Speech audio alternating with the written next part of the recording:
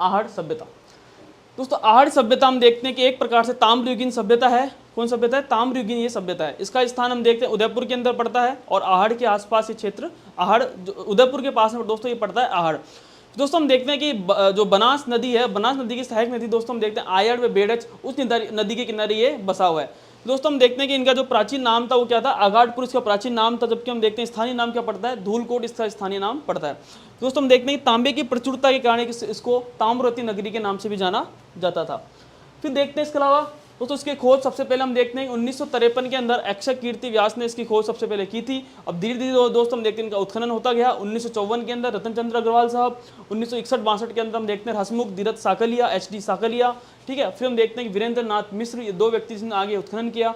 दोस्तों इसको बनास संस्कृति के नाम से भी इसको जाना जाता है। किस संस्कृति दोस्तों? हम देखते हैं बनास संस्कृति के नाम से भी इनको जाना जाता है। नेक्स्ट देखते हैं दोस्तों यहाँ से कौन कौन सी प्रमुख वस्तुएं हमें यहाँ से प्राप्त होती है। सबसे पहले दोस्तों अपन देखते हैं यहाँ से 1 से 6 चूल्हे कितने मिले दोस्तों? 1 से 6 चूल्हे हमें यहाँ से प्राप्त होते हैं। इसका मतलब दोस्तों ये है कि यहाँ पर संयुक्त परिवार या फिर हम देखते हैं कि सामूहिक भोजन का यहाँ पे उत्सव मनाया करते थे। इसलिए दोस्तों हम देखते हैं कि 1 से 6 चूल्हे हमें मिले हैं। तो दोस्तों जो चूल्हे मिले वो किस प्रकार से मिले? इन दो मुंह का चूल्हा यहाँ से हमें प्राप्त हुआ है। दोस्तों हम देखते हैं तीसरे दोस्तों हम देखते हैं सिलबट्टा भी यहाँ से हमें प्राप्त हुआ है। दोस्तों हम देखते हैं पेन यहाँ से हमें प्राप्त हुआ है। और सबसे इंपॉर्टेंट चीज़ दोस्तों ध्यान रखना, गेहूँ, ज्वार व चावल।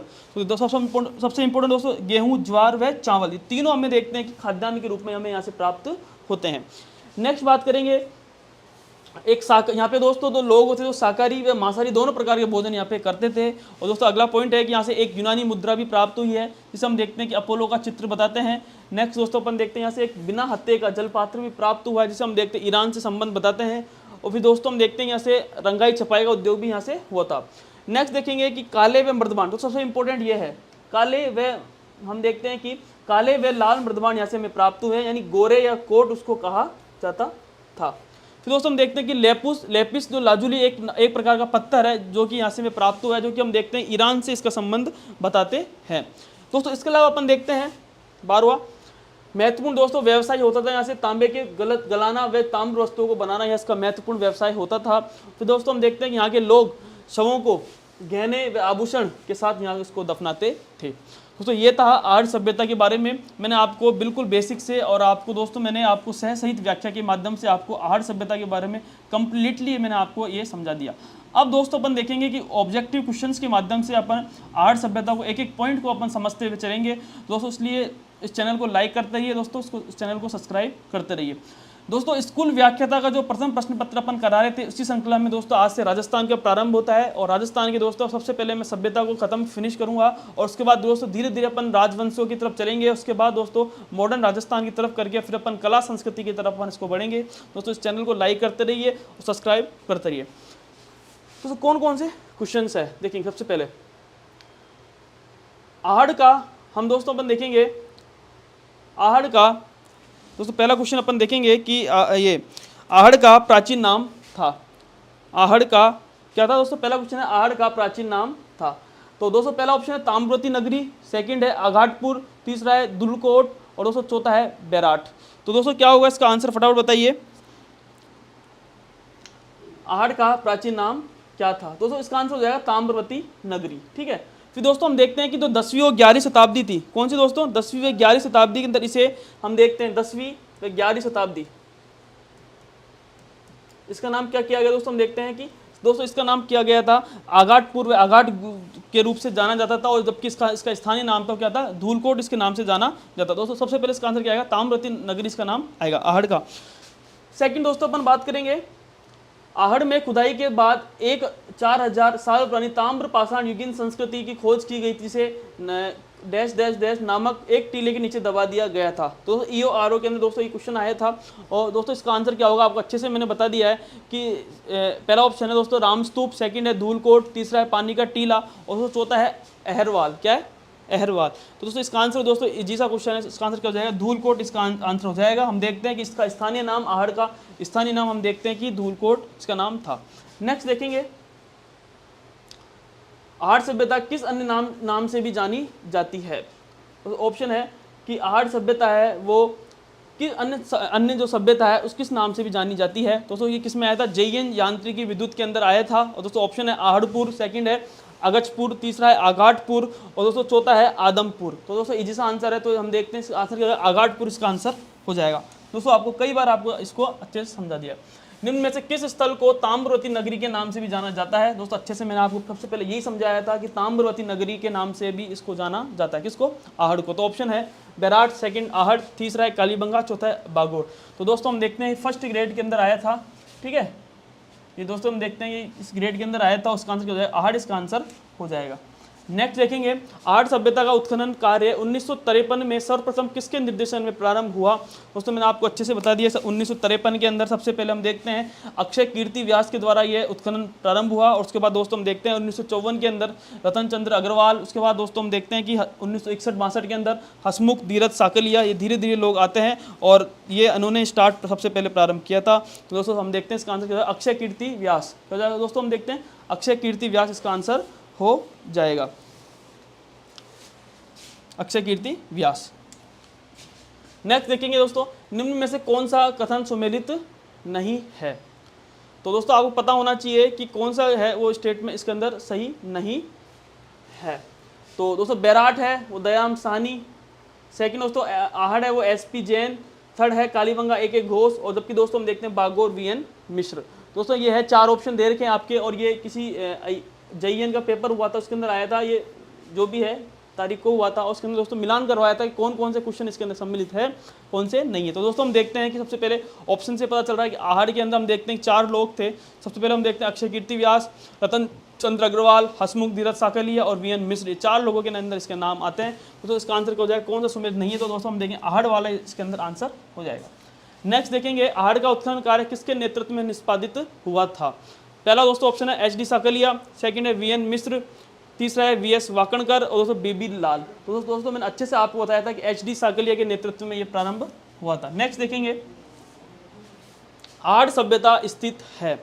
दोस्तों इजी सा क्वेश्चन है, आपको कौन सी नदी के किनारे स्थित है? पहला ऑप्शन है जमुना, सेकंड है बनास, तीसरा है चंबल और फोर्थ है लूणी। तो दोस्तों इजी सा आंसर है, आपको बताया था, इसे बनास संस्कृति के नाम से भी जाना जाता है। और हम देखते हैं कि बनास की सहायक नदी थी आयड़ में बेड़च नदी के किनारे आहड़ सभ्यता स्थित है। तो इसका आंसर दोस्तों क्या जाएगा? बनास इसका आंसर हो जाएगा। नेक्स्ट देखेंगे, पुरा स्थल आहड़ से प्राप्त प्राचीन अवशेष संबंधित है। तो दोस्तों मैंने आपको अच्छे समझाया है, सबसे पहले यही समझाया था कि आहड़ सभ्यता कौन सी संस्कृति है? ताम्र पाषाण युग संस्कृति मानी जाती है। दोस्तों कौन संस्कृति है? ताम्र पाषाण युग संस्कृति हमें मानी जाती है। और दोस्तों हम देखते हैं कि ऑप्शंस दे रखे हैं, कांस्य युग, सेकंड है लोह युग, थर्ड है ताम्र पाषाण युग और दोस्तों चौथा है पुरा पाषाण युग। आती सबसे पहले दोस्तों सभ्यता के बारे में मैंने समझाया था कि कौन सी प्राचीन अवशेष संबंधित है, तो इसका आंसर है ताम्र पाषाण युग से संबंधित है। नेक्स्ट देखते हैं, राजस्थान की कौन सी सभ्यता बनास, बेड़च, गंभीरी और कोठा नदी तटों और घाटियों में फैली हुई थी? दोस्तों आपको मैंने बता दिया, पहला ऑप्शन है कालीबंगा, सेकंड है गणेश्वर, थर्ड है आहड़ और फोर्थ है बैराट। तो दोस्तों सबसे पहले इसका आंसर हो जाएगा, हम देखते हैं कि सेम आपको बताया था कि बनास व बेड़च व जितनी भी सहायक नदियाँ किसकी है? आहड़ की नदी मानी जाती है। निम्नलिखित में से किस जिले में आहड़ संस्कृति के अवशेष मिले हैं? तो दोस्तों अच्छे से आपको बताया कि कहाँ पर पड़ती है? उदयपुर जिले के अंदर ये पड़ती है। दोस्तों किस में? स्टेनोग्राफर के अंदर ये आया था। तो दोस्तों इसका आंसर क्या जाएगा? उदयपुर इसका आंसर हो जाएगा। फिर किस संस्कृति को बनास संस्कृति भी कहा जाता है? दोस्तों ऑप्शन है बैराट, सेकंड है कालीबंगा, थर्ड है गणेश्वर और फोर्थ है आहड़। तो दोस्तों मैंने आपको शुरू में ही कि बनास संस्कृति को किस नाम से पुकारते थे, हम देखते हैं कि आहड़ सभ्यता को बनास संस्कृति के नाम से पुकारा जाता था। कौन सी राजस्थान की आहड़ बनास संस्कृति का प्रमुख स्थल नहीं है? दोस्तों मैंने आपको बताया था कि आहड़ बनास संस्कृति का प्रमुख स्थल कौन सा नहीं है। तो ऑप्शन है गिलुंड, सेकंड है उजियाना, तीसरा है बालाथल और फोर्थ है लोथल। दोस्तों तीनों संस्कृति हम देखते हैं कि आहड़ बनास संस्कृति के नाम से जाने जाते हैं, जबकि दोस्तों लोथल जबकि ये पड़ता है दोस्तों गुजरात के अंदर ये लोथल जगह पड़ती है। तो दोस्तों तीनों इसका अंदर आंसर हो जाएगा, यानी इसके अंदर फोर्थ इसका आंसर हो जाएगा। कौन सी नहीं पूछा है दोस्तों, तो इसका आंसर क्या हो जाएगा? लोथल इसका आंसर हो जाएगा। नेक्स्ट देखेंगे, 4000 वर्ष पुरानी सभ्यता के पुरातात्विक अवशेष उदयपुर के समीप एक गांव में पाए गए हैं, वह गांव कौन सा है? तो दोस्तों हम देखते हैं कि RS 1998 के अंदर पूछा हुआ था ये, और इसका ऑप्शंस है आहड़, सेकंड देलवाड़ा, थर्ड है एकलिंगजी और दोस्तों जगत शिरोमणि। ठीक है, हम देखते हैं तो इसका आंसर दोस्तों क्या हो जाएगा? आहड़ इसका आंसर हो जाएगा। दोस्तों ये सारे क्वेश्चंस मैंने आपको बेसिक से आपको मैंने करवा रखे हैं, अच्छे से करवा रखे हैं, और एक एक क्वेश्चन को मैं साथ में अच्छे से करा के चला हूँ दोस्तों। सबसे पहले दोस्तों मैंने आपको बेसिक बताया, आपको थ्योरी बताई है, और एक एक चीज़ों को आपको मैं समझाते हुए चल रहा हूँ कि कौन सी क्षेत्र कहाँ पर है, ठीक है, कौन कौन सी वस्तुएं हमें यहाँ से प्राप्त हुई है। दोस्तों अगला क्वेश्चन की मैं बात करूँगा, कौन सा कथन सही है। दोस्तों क्वेश्चन दे रखा है कौन सा कथन सही है। पहला दोस्तों ऑप्शन है गणेश्वर एक उत्खनन स्थल नहीं है। सेकंड है बैराट एक ग्राम संस्कृति का केंद्र है। तीसरा है कालीबंगा लो युगीन संस्कृति का एक उदाहरण था। फोर्थ है दोस्तों आहड़ वासियों का महत्वपूर्ण व्यवसाय अयस्क तांबे को गलाना तथा ताम्र वस्तुएं बनाना था। तो 4 ऑप्शन अपने पास दे रखे हैं। दोस्तों हम देखते हैं कि गणेश्वर एक उत्खनन स्थल नहीं था। दोस्तों ये गलत है बिल्कुल। हम देखते हैं कि गणेश्वर एक उत्खनन स्थल भी था, ठीक है। सेकंड दोस्तों बैराट एक ग्राम संस्कृति का केंद्र नहीं है। दोस्तों हम देखते हैं कि ठीक है बैराट क्या है, एक ग्राम संस्कृति का केंद्र था। दोस्तों ये बिल्कुल गलत है। तीसरा दोस्तों अपन देखते हैं कि कालीबंगा लो युगीन संस्कृति का, दोस्तों ये बिल्कुल गलत है। हम देखते हैं कालीबंगा एक कांस्य युगीन संस्कृति, कौन सी युगीन संस्कृति है, कांस्य युगीन संस्कृति है। आपको मैं शुरू में आपको अच्छे से ये बता दिया था। 3 क्षेत्र पढ़ते हैं और हम देखते हैं कौन कौन से कांस्य युगीन में। सबसे पहले बरोर, सेकंड है बड़ोपल और तीसरा है कालीबंगा। तो इसका आंसर क्या हो जाएगा। फिर दोस्तों हम फोर्थ बात करेंगे आहड़ वासियों का महत्वपूर्ण व्यवसाय अयस्क तांबे को गलाना, और दोस्तों हम देखते हैं तथा उनका ताम्र वस्तु बनाना था। दोस्तों बिल्कुल ये सही आंसर है, ठीक है। आहड़ वासियों का जो महत्वपूर्ण व्यवसाय यही था कि अयस्क तांबों को गलाना तथा ताम्र वस्तुओं को इसका महत्वपूर्ण कार्य माना जाता है। दोस्तों आपको मैंने अच्छे से पॉइंट के रूप में ये आपको लिखा दिया है। दोस्तों इसका आंसर क्या हो जाएगा, फोर्थ इसका आंसर हो जाएगा। नेक्स्ट बात करेंगे आहड़ सभ्यता के बारे में सही कथन का चयन कीजिए। दोस्तों ये RS जो है 2021 के अंदर ये क्वेश्चन आया था। और दोस्तों हम देखते सबसे पहले ऑप्शन देखते हैं कि आहड़वासी तांबा गलाना जानते थे। तो बिल्कुल ये सही है, तो बिल्कुल सही है कि आहड़वासी क्या जानते थे, तांबा गलाना बिल्कुल ये जानते थे, पहला ऑप्शन। सेकंड है कि ये लोग चावल से परिचित नहीं थे। तो ये बिल्कुल गलत है। हम देखते हैं कि 3 चीज़ें थी यहाँ पे, गेहूँ था, चावल था, इनसे ये परिचित थे, यानी ये बिल्कुल दोस्तों हम देखते हैं गलत हो जाएगा। ये दोस्तों हम देखते हैं सही कथन ये बिल्कुल पूछा है। थर्ड दोस्तों हम देखते हैं कि धातु का काम आहड़वासियों की अर्थव्यवस्था एक प्रमुख साधन था। दोस्तों ये भी बिल्कुल सही है। तो फोर्थ है कि यहाँ से काले लाल रंग के मर्दमान बिले हैं, जिसे हम देखते हैं कोट जो है वो भी गोर इसको कहा जाता था। और हम देखते हैं कि सामान्यतः सफ़ेद रंग से ज्यामितीय आकृति उकेरी गई है। तो ये भी बिल्कुल सही है। दोस्तों ऑप्शन देखेंगे 1 सही है, दूसरा गलत है। दोस्तों हम देखते हैं कि 2 गलत है, ऑप्शन दूसरा भी गलत है। और दोस्तों हम देखते हैं 1, 3, 4 इसके अंदर आंसर हो जाएगा, यानी 1, 3, 4 इसके अंदर सही हो जाएंगे। दोस्तों अगर इस वीडियो को आप देख लोगे, यानी स्कूल व्याख्याता का जो प्रथम प्रश्न पत्र है, आपको आहड़ सभ्यता का बेसिक से बेसिक आपको पता चल जाएगा कि कैसे सभ्यता का उत्खनन हुआ। उसके बाद धीरे धीरे हम देखते हैं कैसे सभ्यताओं का विकास हुआ। और दोस्तों मैंने आपको सह सहित व्याख्या के माध्यम से आहड़ सभ्यता को बताने की कोशिश की है, और साथ में दोस्तों ऑप्शन के माध्यम से भी आपको मैं करवा रहा हूँ। नेक्स्ट देखेंगे आहड़ को ताम्रवती नगरी के नगर ताम्रवती नाम से भी जाना जाता था, क्योंकि दोस्तों पहला ऑप्शन है बड़ी संख्या में तांबे के औजार उपकरण मिले हैं। सेकंड है घर बनाने के लिए भूस में पक्की ईंटों का उपयोग किया जाता था। तीसरा है कि जली हुई ईंट का निर्माण पाया गया। तो फोर्थ है कि अर्थव्यवस्था शिकार और पशुपालन पर आधारित थी। तो इसका आंसर फटाफट बताइए कि क्या इसका आंसर आपके सामने होगा। तो दोस्तों अपन ने देखा था कि आहड़ के अंदर जो ताम्रवती नगरी थी वो हम देखते हैं आहड़ को कहा जाता था। और हम देखते हैं बड़ी संख्या में, किसमें, बड़ी संख्या में तांबे के औजार मिले हैं यहाँ से, दोस्तों उपकरण मिले। दोस्तों इसका आंसर क्या हो जाएगा, 1 इसका आंसर हो जाएगा। नेक्स्ट दोस्तों अपन देखते हैं आहड़ के विषय में निम्न कथनों में से कौन सा कथन असत्य है। सेकंड ग्रेड के अंदर आया हुआ क्वेश्चन है दोस्तों ये। और अपन समझते हैं सबसे पहले आहड़ के उत्खनन से मानव जीवन के विभिन्न चरणों पर प्रकाश पड़ता है। आवासीय भवनों की नींव व ईंटों की जो है होती थी। तीसरा दोस्तों अपन देखते हैं कि मिट्टी अथवा कच्ची ईंटों से निर्मित भवन अब उपलब्ध नहीं है। दोस्तों फोर्थ ऑप्शन है कि आहड़वासी दीवारों पर एवं नावों को मजबूत एवं सौंदर्य युक्त बनाने हेतु मिट्टी में क्वार्ट्ज के टुकड़े व चिप्स के सम्मिश्रण का प्रयोग इसके अंदर करते थे। दोस्तों इसका आंसर क्या हो जाएगा, हम देखते हैं कि दोस्तों जो कौन सा कथन असत्य है। दोस्तों इसके अंदर जो हो जाएगा कि मिट्टी अथवा कच्ची ईंटों से निर्मित भवन है अब उपलब्ध नहीं है। दोस्तों ये गलत है। दोस्तों हम देखते हैं कि ये उपलब्ध है दोस्तों, ठीक है ना। यानी कहने का मतलब दोस्तों आवासीय जो भवन मिले हैं वो ईंटों से निर्मित हमें प्राप्त हुए हैं। इसका आंसर दोस्तों क्या हो जाएगा, तीसरा इसका आंसर हो जाएगा। नेक्स्ट देखते हैं अनाज रखने के बड़े बर्दभांड जिसे गोरे या कोट कहा जाता था किस प्राचीन सभ्यता से प्राप्त हुए हैं। पहला ऑप्शन है उजियाना, सेकंड है जोधपुरा, तीसरा है कालीबंगा, चौथा है आहड़। तो इसका आंसर क्या हो जाएगा, आहड़ इसका आंसर हो जाएगा। नेक्स्ट देखते हैं कौन सी वस्तु आहड़ सभ्यता के स्थलों से संबंधित नहीं है। कौन सी जो वस्तु है वो आहड़ सभ्यता के स्थलों से संबंधित नहीं है। तो पहला ऑप्शन हम देखते हैं कि पहला, दूसरा, तीसरा, दोस्तों दूसरा इसको अपन ऑप्शंस को मान लेते हैं।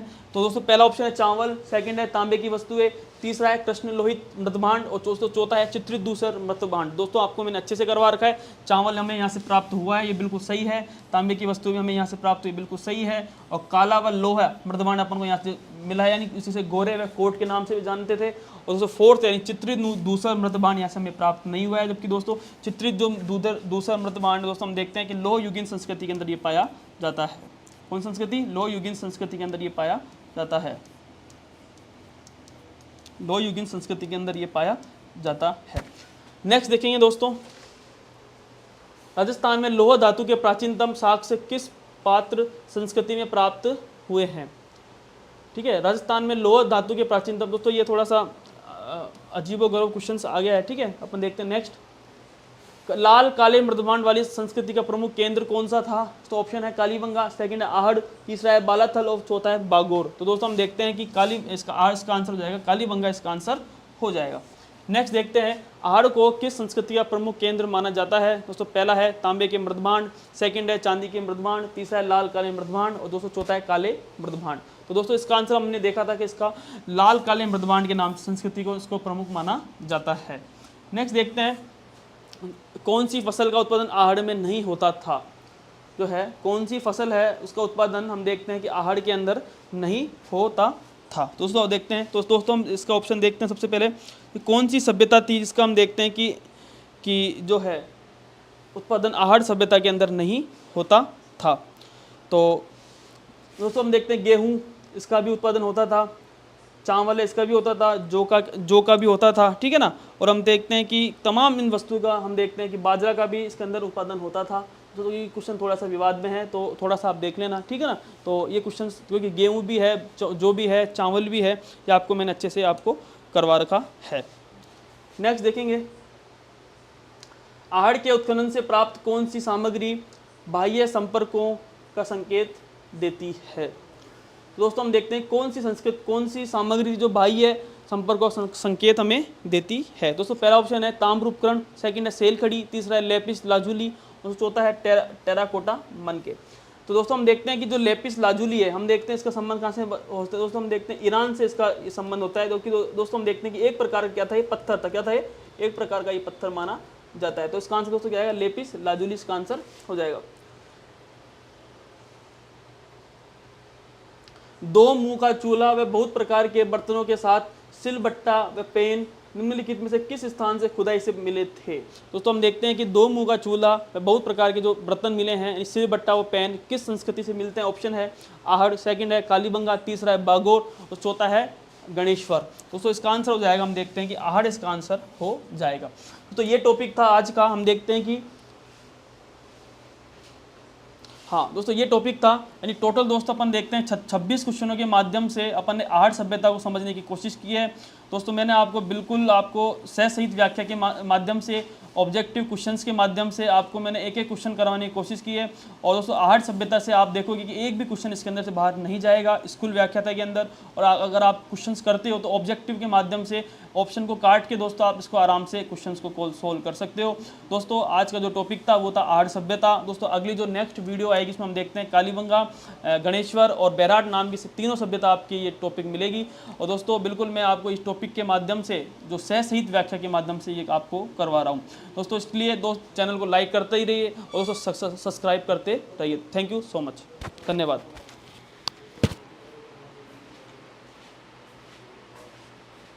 सबसे पहले दोस्तों हम देखते हैं किस नदी किनारे स्थित है? कांतली नदी के किनारे स्थित है। स्थान था नीम का थाना, जो कि सीकर में पड़ता है। ठीक है। अब तो दोस्तों दो अलग अलग जिले हो गए, पहले सीकर के अंदर आता था। इसका उत्खनन कार्य 1977 के अंदर रतन चंद्र अग्रवाल साहब ने किया। 78 के अंदर दोस्तों हम देखते हैं विजय कुमार साहब ने किया। इसे ताम्र युगीन सभ्यता की जननी भी इसे कहा जाता है। नेक्स्ट देखेंगे दोस्तों, कि प्रमुख वस्तुएं यहाँ से दोस्तों कौन कौन सी प्राप्त हुई। सबसे पहले दोस्तों मकान बनाए जाते थे, यानी पत्थरों से यहाँ से मकान बनाए जाते थे, या कि ना कि ईंटों से मकान हमें मिलते हैं। सेकंड दोस्तों हम देखते हैं ताम्र उपकरणों में हम बाण, छेनियाँ व मछली पकड़ने के कांटे भी हमें प्राप्त होते हैं। तीसरा दोस्तों अपन देखेंगे मृदबाण कौन से मिले, गैरिक मृदबाण अपन को यहाँ से मिले हैं, चित्रित दूसरा मृदबाण नहीं मिले, जबकि लाल काले मृदबाण हमें यहाँ से प्राप्त नहीं हुए। जबकि दोस्तों हम देखते हैं चित्रित जो है दूसरा मृदबाण लोह संस्कृति से प्रारंभ होते हैं। फोर्थ दोस्तों अपन देखेंगे कि बस्ती को बाढ़ से बचाने के लिए बांध का भी यहाँ पे निर्माण किया गया था। दोस्तों ध्यान रखना, जो मृदबाण संस्कृति उसका एक पूरा चैप्टर बनता है, उसमें अपन देखते हैं कि अलग अलग मृदबाण संस्कृति होती है, ठीक है ना।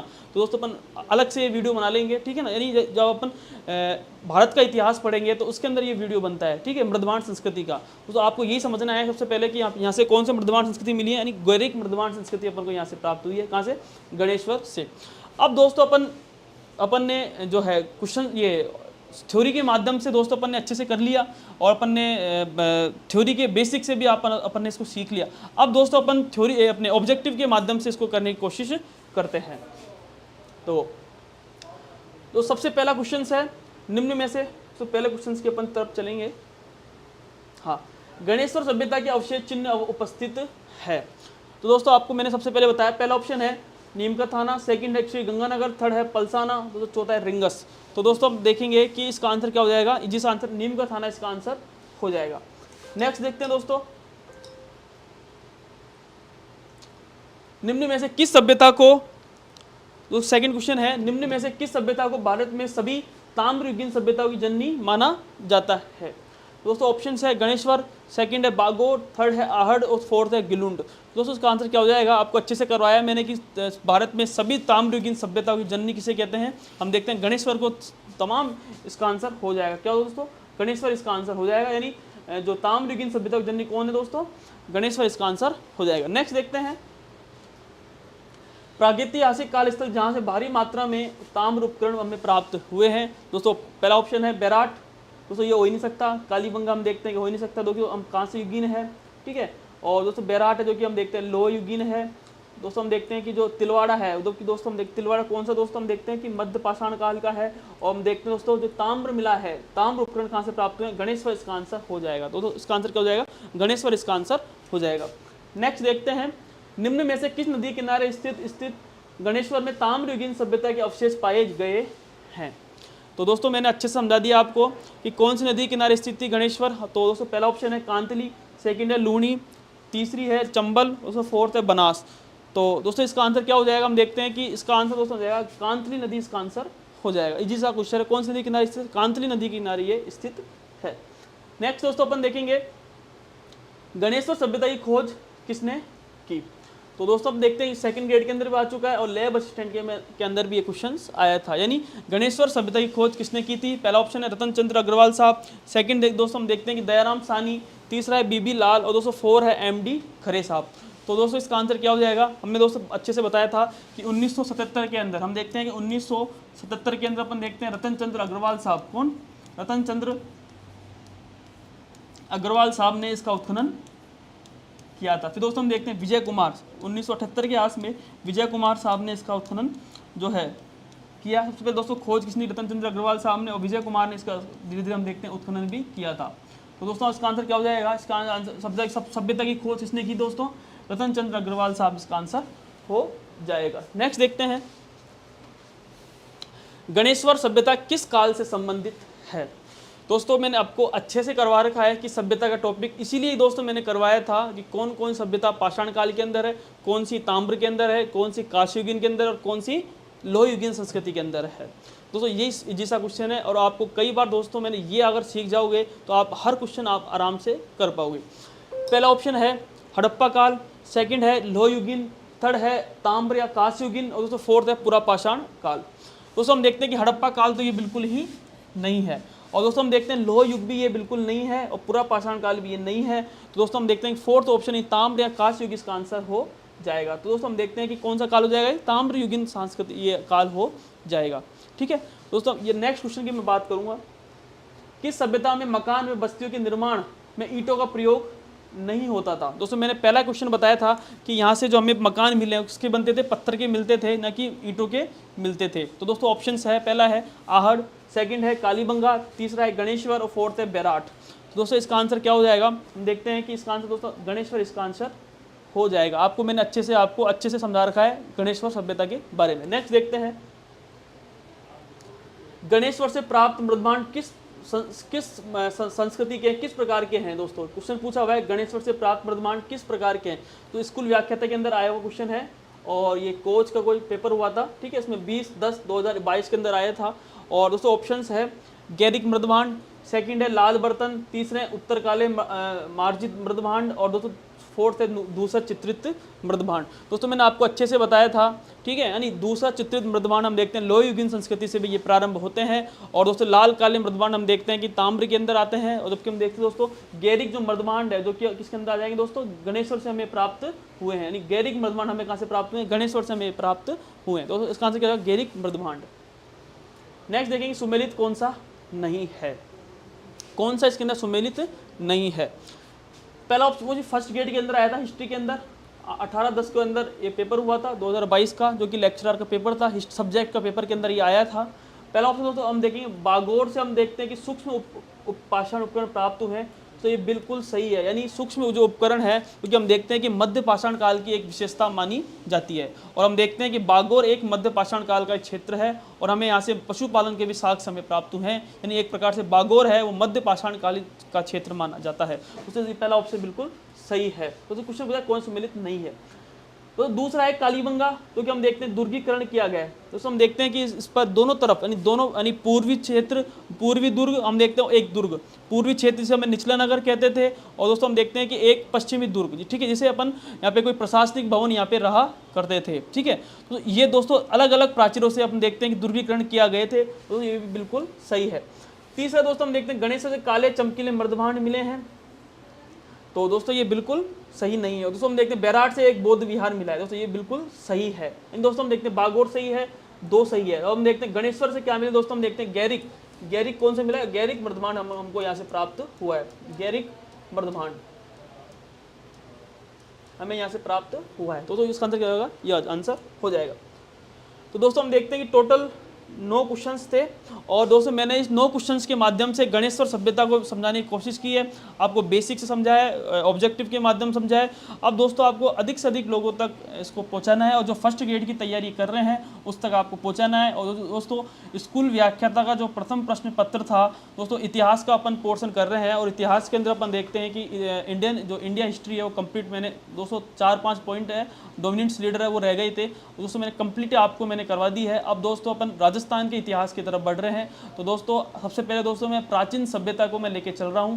तो सबसे पहले दोस्तों हम देखते हैं कि पहली अपन ने आहड़ करवा दी है, सेकंड ये गणेश्वर सभ्यता हुई। अब दोस्तों तीसरी जो वीडियो आएगी, हम देखते हैं कि सबसे पहले कालीबंगा, फिर दोस्तों हम देखते हैं बैराट सभ्यता के नाम से ये सभ्यता वीडियो आएगी। दोस्तों चैनल को लाइक करते रहिए, सब्सक्राइब करते रहिए। बहुत बहुत धन्यवाद, थैंक यू।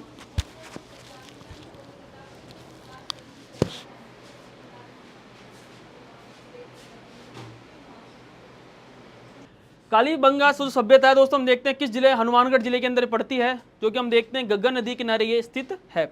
इसका शाब्दिक अर्थ दोस्तों होता है कि काले रंग की चूड़िया होता है। और हम देखते हैं इसकी खोज सर्वप्रथम देखते हैं 1952-53 के आसपास अमलानंद घोष साहब ने इसका हम देखते हैं खोज की थी। इसके बाद दोस्तों हम देखते हैं 1961 से लेकर 1969 तक के उत्खनन के बीच में हम देखते हैं बीबी लाल साहब, BK थापर साहब, MD खरे, KM श्रीवास्तव साहब और SP श्रीवास्तव, हम देखते हैं इसके उत्खनन में काफ़ी लोग इसके अंदर उत्खनन करते हैं।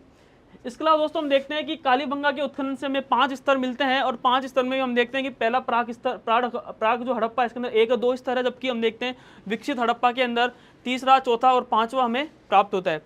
दूसरा दोस्तों हम देखते हैं सिंधु घाटी सभ्यता की तीसरी राजधानी जिसे कहा गया है, उसका नाम है, तीसरी राजधानी किसे कहा गया है दोस्तों, हम देखते हैं दशरथ शर्मा जी ने, हम देखते हैं कालीबंगा सभ्यता को सिंधु घाटी सभ्यता की तीसरी राजधानी कहा है। नेक्स्ट देखते हैं दोस्तों यहाँ से हमें कौन कौन सी सामग्री प्राप्त हुई है। पहली है जुते हुए खेत के साक्ष्य हमें प्राप्त हुए, जो कि हम देखते हैं दक्षिणी पूर्वी दिशा के अंदर ही हमें प्राप्त होता है। सेकंड देखते हैं दोस्तों फसल जो मिली है वो कि हम देखते हैं गेहूं व जौ के हमें मिली है, इसके अलावा चना मिला है, बाजरा मिला है और सरसों हमें यहाँ से प्राप्त हुआ है। तीसरा दोस्तों हम देखते हैं कि जो हमें दिखते हैं एक पश्चिमी भाग था और दोस्तों हम देखते हैं एक निचला भाग था, जिसमें हम देखते हैं कि इसे दुर्ग कहा जाता था, जो कि किस पर था, ये काफ़ी ऊंचाई पर था। यहाँ पे दोस्तों राजा के भवन या फिर प्रशासनिक भवन या फिर कोई पुरोहित वर्ग यहाँ पे रहता होगा। इसके अलावा दोस्तों हम देखते हैं एक निचला वर्ग मिला है, जिसमें हम देखते हैं जन सामान्य के लोग यहाँ पे रहा करते थे। इसके अलावा दोस्तों हम देखते हैं कि दोनों भाग वो अलग अलग सुरक्षा प्राचीर से जुड़े हुए थे। फिर आगे देखते हैं, यहाँ से दोस्तों हमें समाधान प्राप्त हुआ है, जो कि कौन सा युग्मित समाधान हमें यहाँ से प्राप्त हुआ है। भूकंप के अवशेष हमें यहाँ से मिले हैं, शल्य चिकित्सा के प्रमाण हमें यहाँ से मिले हैं, भागते हुए बैल की मण मूर्तियाँ भी हमें यहाँ से प्राप्त हुई है, हाथी दांत का कंगा भी यहाँ से प्राप्त हुआ है, ऊँट की हड्डियाँ भी यहाँ से मिली है। और दोस्तों हम देखते हैं अग्निवेदिका, जो कि हम देखते हैं 7 यहाँ पे अग्निवेदिका हमें यहाँ से प्राप्त होती है। इसके अलावा दोस्तों अपन देखते हैं कि जो कि दोस्तों हम देखते हैं कि विकसित हड़प्पा के अंदर ही मानी जाती है। मिट्टी की चूड़ियाँ भी हमें यहाँ से प्राप्त हुई है। फिर दोस्तों हम देखते हैं शंख के आभूषण हमें यहाँ से प्राप्त हुए हैं। इसके अलावा लाल जो मृदबांड है, जिन पर काले व लाल रंग का ज्यामितीय अलंकरण यहाँ पे किया गया है। फिर दोस्तों हम देखते हैं यहाँ से वृषभ की मूर्तियाँ भी हमें यहाँ से प्राप्त हुई है। और दोस्तों हम देखते हैं कि जो यहाँ की जो नालियाँ हैं, यानी जो पक्की ईंटों की बनी थी, और हम देखते हैं कि जो मकानों का पानी था निकालने के लिए किसका प्रयोग, लकड़ी की नालियों का प्रयोग यहाँ से किया गया था। 16 पॉइंट दोस्तों हम देखते हैं कच्ची ईंटें थी, जो कि हम देखते हैं अलंकृत ईंटें मानी जाती हैं यहाँ की। फिर दोस्तों हम देखते हैं कि सड़कें जो मिली यानी समकोण पर काटती थी, और हम देखते हैं घरों के दरवाजे है वो मुख्य सड़क पर, हम देखते हैं कि जो मुख्य सड़क पर ये नहीं खुलते थे। ठीक है, तो ये 17 पॉइंट्स थे, और आपको ये सारा कालीबंगा सभ्यता के बारे में मैंने आपको अच्छे से सह सहित व्याख्या के माध्यम से आपको मैंने अच्छे से समझा दिया है। अब दोस्तों क्वेश्चंस करेंगे, और क्वेश्चंस के साथ साथ हम देखते हैं कि कंप्लीटली जो क्वेश्चन आए हुए हैं और वो सारा अपन कंप्लीट करने की कोशिश यहाँ से अपन करेंगे। दोस्तों स्टार्ट करते हैं। सबसे पहले हम देखेंगे पहला क्वेश्चन के साथ में।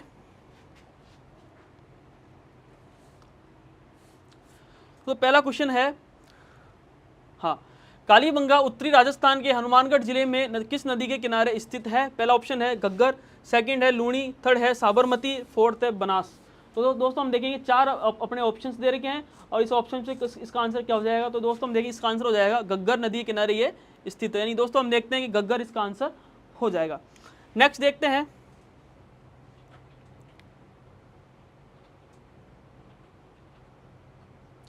सिंधु घाटी से अलग एक हड़प्पा उत्खनन कर्ताओं द्वारा निम्नलिखित में से किसका वर्णन हमें यहाँ से किया गया है? पहला है कुर्दा, सेकंड है बेनारा, तीसरा है कालीबंगा, चौथा है बिहारीपुरा। तो दोस्तों जिसका आंसर कालीबंगा इसका आंसर हो जाएगा। नेक्स्ट देखते हैं, राजस्थान का कौन सा सैंधव स्थल घग्गर नदी के किनारे स्थित है? दोस्तों इजी सा है, पहला ऑप्शन है गिलुंड। दोस्तों दाना कोयल लेक्चर के अंदर आया था 2016 के अंदर, और छात्रावास अधीक्षक जो पेपर रोल्स के 2008 के अंदर भी आया था। तो पहला ऑप्शन है गिलुंड, सेकंड है आहड़, तीसरा है पीलीबंगा, और चौथा है कालीबंगा। तो इसका आंसर दोस्तों क्या हो जाएगा? हम देखते हैं कालीबंगा इसका आंसर हो जाएगा। किस नदी के किनारे स्थित है? घग्गर नदी के किनारे ये स्थित है। नेक्स्ट देखते हैं, किसे सिंधु सरस्वती सभ्यता का एक महत्वपूर्ण केंद्र कहा जाता है? तो दोस्तों ऑप्शन है बागोर, सेकंड है रंगमहल, तीसरा है कालीबंगा, और चौथा है दोस्तों हम देखते हैं कि गिलुंड इसका जो फोर्थ इसका ऑप्शन है। दोस्तों मैंने आपको अच्छे से समझाया था कि हम देखते हैं कि एक तो होता है दोस्तों पाषाण काल, ठीक है, एक होता है पाषाण काल। फिर दोस्तों हम देखते हैं एक होता है ताम्र, फिर दोस्तों हम देखते हैं कि एक कांसा, फिर दोस्तों हम देखते हैं एक होता है लोहा। ये 4 हमें महत्वपूर्ण सभ्यता के काल माने जाते हैं। पाषाण काल में दोस्तों मैंने बताया था आपको 3 प्रकार के होते हैं, एक तो पूरा पाषाण काल, एक मध्य पाषाण काल, और एक नव पाषाण काल। नव पाषाण काल हम देखते हैं धीरे धीरे नव पाषाण काल के अंदर हम देखते हैं अग्नि का जो प्रयोग है, हम देखते हैं कि मध्य पाषाण काल के अंदर चालू हो गया था, जबकि हम देखते हैं नव पाषाण काल के समय हम देखते हैं कृषि का काफी अधिकतर हमें विकास मिलता है। और एक क्षेत्र था मेहरगढ़, जो कि पाकिस्तान के अंदर पड़ता है, वहाँ पर कृषि के हमें साक्ष्य हमें भी प्राप्त होते हैं। चावल के साक्ष्य हमें धीरे धीरे प्राप्त होने लग गए थे 7000 BC के आसपास। फिर दोस्तों हम देखते हैं कि एक काल आता है ताम्र पाषाण काल। इस ताम्र पाषाण काल के अंदर हम देखते हैं कि आहड़ हुआ, गिलुंड हुआ, ठीक है, बालाथल हुआ, और हम देखते हैं कि गणेश्वर हुआ। ये तमाम दोस्तों हम देखते हैं ताम्र पाषाण संस्कृति के अंदर ये आते हैं। फिर दोस्तों धीरे धीरे हम देखते हैं कि जब तांबे के अंदर कांसा मिलाने लग गए, तांबे के अंदर हम देखते हैं टीन मिलाने लग गए, दोस्तों ये बनने लग गया कांसा। क्या बनने लग गया? कांसा। और हम देखते हैं कांसा किसके अंदर दोस्तों आता है?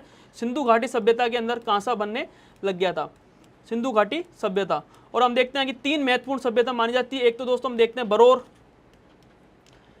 एक दोस्तों हम देखते हैं बड़ोपल, और दोस्तों एक तीसरी थी हम देखते हैं कालीबंगा। दोस्तों हम देखते हैं तीनों ही हम देखते हैं कि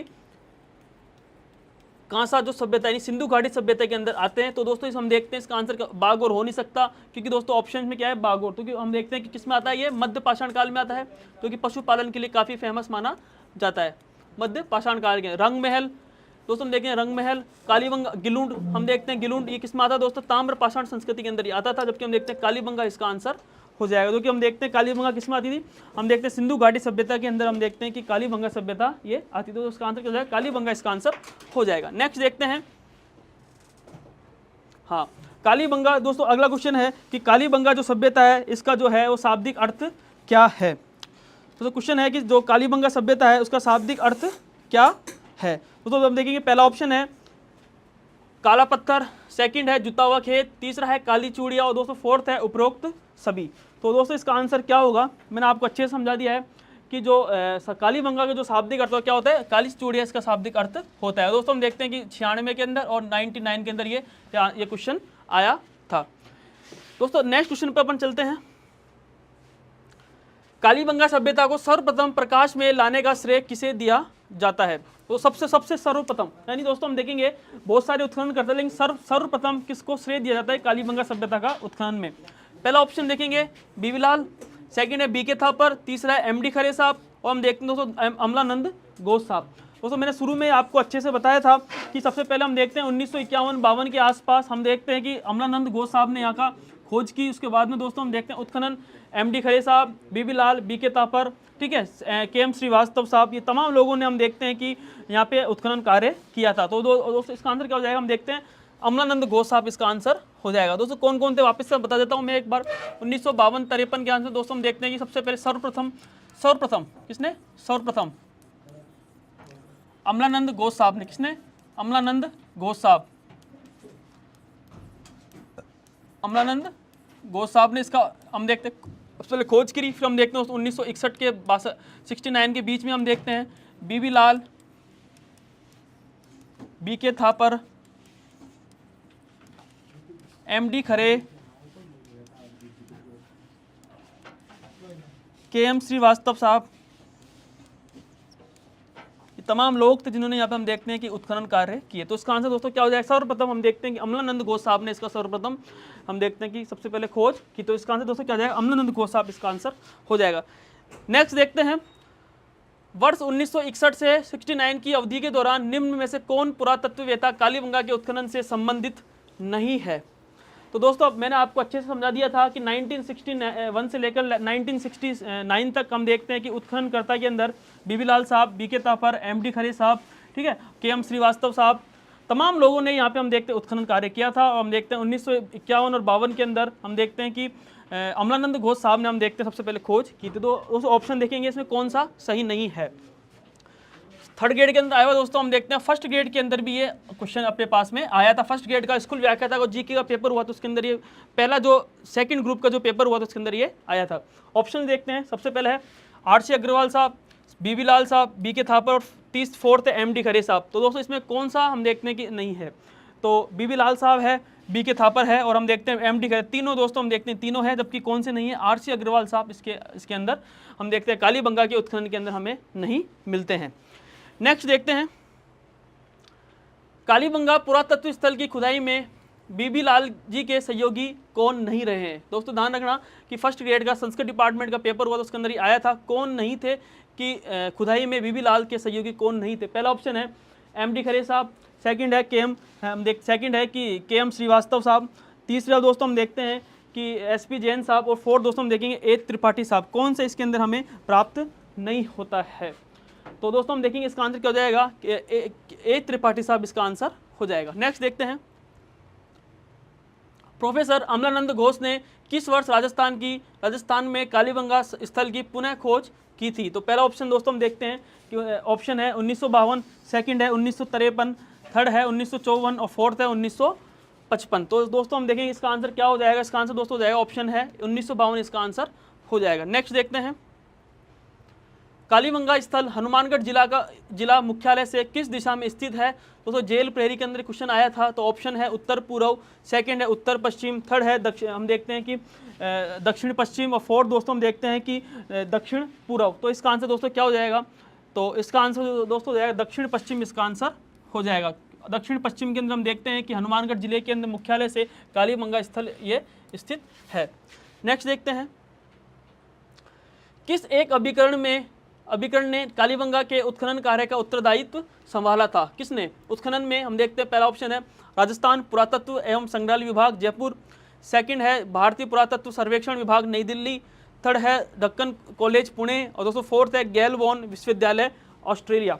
तो दोस्तों क्या इसका आंसर होगा? तो इसके अंदर देखते हैं कि भारत के अंदर एएसआई काम करता है, और एएसआई भारतीय पुरातत्व सर्वेक्षण विभाग यही जो उत्खनन का कार्य करता है, ठीक है, तो वो ये काम करता है, और ये कहाँ स्थित है? नई दिल्ली के अंदर स्थित है। तो इसका आंसर हो जाएगा, हम देखते हैं उत्तरदायित्व दोस्तों, हम देखते हैं भारतीय पुरातत्व सर्वेक्षण विभाग ने इसका कार्य संभाला, नई दिल्ली के अंदर ये पड़ता है। नेक्स्ट देखते हैं कालीबंगा का उत्खनन कार्य कितने स्तरों में किया गया था? दोस्तों ये क्वेश्चन सीटी के अंदर आया था, और पिछला जो फर्स्ट ग्रेड का जो पेपर हुआ था फर्स्ट ग्रेड का, ठीक है, उसमें जो 3 भाग होते हैं उसमें हम देखते हैं हिस्ट्री वाले भाग के अंदर ये क्वेश्चन आया था, और हम देखते हैं कि काफ़ी लोगों के इसमें विवाद भी चला था कितने स्तर है, ठीक है। तो ऑप्शंस है 1, सेकंड है 3, थर्ड है 5, उससे 4 है 8। तो हम देखते हैं इसका आंसर दोस्तों मैंने शुरू में आपको बता दिया है कि हम देखते हैं इसके टोटल 5 स्तर थे, और इस 5 स्तर में हम देखते हैं कि जो पहला और दूसरा हम देखते हैं प्राक हड़प्पा के अंदर माना जाता है, प्राक हड़प्पा के अंदर। और दोस्तों हम देखते हैं कि तीसरा, चौथा और पाँचवा, तीसरा, चौथा और पाँचवा हम देखते हैं दोस्तों विकसित जो हड़प्पा है उसके अंदर ये माने जाते हैं। दोस्तों हम कितने देखते हैं? 5 स्तर इसके हमने देखते हैं। तो इसका आंसर क्या हो जाएगा? 5 स्तर इसका आंसर हो जाएगा। नेक्स्ट देखते हैं किसने कालीबंगा को सिंधु घाटी साम्राज्य की तीसरी राजधानी कहा है? तो दोस्तों इजी सा है, मैंने आपको अच्छे से करवा दिया। पहला ऑप्शन है GH ओझा साहब, श्यामल दास जी, तीसरा दशरथ शर्मा जी, और फोर्थ है दयाराम साहनी जी। तो इसका आंसर दोस्तों आपको आता इजी सा है। हम देखते हैं दशरथ शर्मा जी ने जो सिंधु घाटी जो सभ्यता है उसकी तीसरी राजधानी कालीबंगा का है, और हम देखते हैं किसने कहा है? ये दशरथ शर्मा जी ने ये कहा है। नेक्स्ट देखते हैं राजस्थान में सभ्यता के किस स्थल पर सबसे प्रथम बार हल से जुते हुए खेत के साक्ष्य हमें प्राप्त हुए हैं? दोस्तों हम देखते हैं जो जुते हुए खेत के साक्ष्य हमें प्राप्त हुए हैं वो दोस्तों हम देखते हैं कहाँ से प्राप्त हुए हैं। और दोस्तों सबसे बड़ी बात यह है कि दक्षिण पूर्व, कहाँ से प्राप्त हुए हैं? दक्षिण पूर्व, वहाँ से ये प्राप्त हुए हैं। दक्षिण पूर्व से कहाँ से? जुते हुए खेत के साक्ष्य कहाँ से दोस्तों? हम देखते हैं जुते हुए खेत के साक्ष्य, जुते हुए खेत के साक्ष्य हमें प्राप्त हुए हैं। तो दोस्तों ऑप्शन हो जाएगा इसके अंदर, पहला है कालीबंगा, सेकंड है आहड़, थर्ड है गणेश्वर, उसका 4 है रंगमहल। तो दोस्तों इसका आंसर हो जाएगा कालीबंगा, इसका आंसर हो जाएगा। और ईओ के अंदर काफ़ी आप देखोगे बहुत सारे एग्जाम के अंदर ये पूछा हुआ है कि जो है जुते हुए खेत के साक्ष्य हमें कहाँ से प्राप्त हुए हैं। तो इसका आंसर दोस्तों हम देखेंगे कालीबंगा, इसका आंसर हो जाएगा। नेक्स्ट देखते हैं कालीबंगा पुरातत्व किस दिशा में जुते हुए खेत के साक्ष्य हमें प्राप्त हुए। दोस्तों ये कॉलेज लेक्चर व्याख्याता के अंदर सारंगी के अंदर आया हुआ है। और दोस्तों मैंने अभी आपको अच्छे समझाया है जो हमें प्राप्त हुआ है जुते हुए खेत के साक्ष्य हमें प्राप्त हुए हैं दक्षिण पूर्व से हमें ये प्राप्त हुए हैं। कहाँ से प्राप्त हुए? दक्षिण पूर्व से हमें ये प्राप्त हुए हैं। अगला है निम्नलिखित में से किस स्थल में से उत्खनन में हमें अग्निवेदिकाएं मिली है? दोस्तों मैंने आपको अच्छे समझाया है कि अग्निवेदिका टोटल 7 अग्निवेदिका हमें हम देखते हैं कि कालीबंगा से हमें प्राप्त हुई है। तो ऑप्शन से दोस्तों पहला है मोहनजोदड़ो, सेकंड है सौंदड़ो, तीसरा है लोथल, फोर्थ है कालीबंगा। तो उसका आंसर दोस्तों हम देखें कालीबंगा, इसका आंसर हो जाएगा। नेक्स्ट देखते हैं निम्नलिखित में से किस पुरातत्व स्थल पर घरों के अंडाकार कुएं हमें प्राप्त हुए हैं? तो दोस्तों हम देखेंगे कि कहाँ से हम देखते हैं कि घरों पर जो हमें अंडाकार कुएं हमें प्राप्त हुए हैं। पहला ऑप्शन है आहड़, सेकंड है ओजियाना, तीसरा है गुलुंड और फोर्थ है कालीबंगा। तो दोस्तों हम देखेंगे इसका आंसर क्या हो जाएगा? इसका आंसर हो जाएगा दोस्तों हम देखेंगे कालीबंगा, इसका आंसर हो जाएगा। फोर्थ इसका आंसर हो जाएगा। हम देखते हैं कि दोस्तों इंपॉर्टेंट है घरों में जो अंडाकार कुएं मिले, कहाँ से मिले हैं? घरों में अंडाकार जो कुएं मिले हमें, उदाहरण दोस्तों ये कालीबंगा से हमें प्राप्त हुए हैं। कहाँ से मिले? कालीबंगा से हमें प्राप्त हुए हैं। नेक्स्ट देखते हैं, नेक्स्ट क्वेश्चन है प्राक हड़प्पा युगीन संस्कृति हमें कहाँ से प्राप्त हुई है? दोस्तों मैंने आपको बताया था कि टोटल 5 स्तर है, और 5 स्तर में हम देखते हैं कि 2 स्तर तो प्राक हड़प्पा संस्कृति से मिलते हैं, जबकि हम देखते हैं 3 स्तर है वो विकसित हड़प्पा संस्कृति से हमें प्राप्त होते हैं। तो ऑप्शन है पहला है बालाथल, सेकंड है गणेश्वर, थर्ड है आहड़, और दोस्तों फोर्थ है कालीबंगा। तो इसका आंसर दोस्तों इजी सा है, आपको बता दिया प्राक हड़प्पा जो युगीन संस्कृति कहाँ से प्राप्त हुई है। हम देखते हैं कालीबंगा से हमें ये प्राप्त हुई है।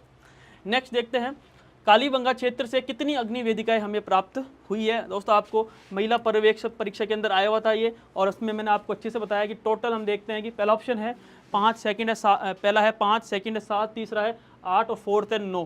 तो हम देखते हैं इसका आंसर दोस्तों हम देखते हैं कि टोटल 7 हमें अग्निवेदिका हमें यहाँ से प्राप्त हुई है। अगला क्वेश्चन की मैं बात करूँगा, कौन सा एक कालीबंगा सभ्यता से संबंधित नहीं है?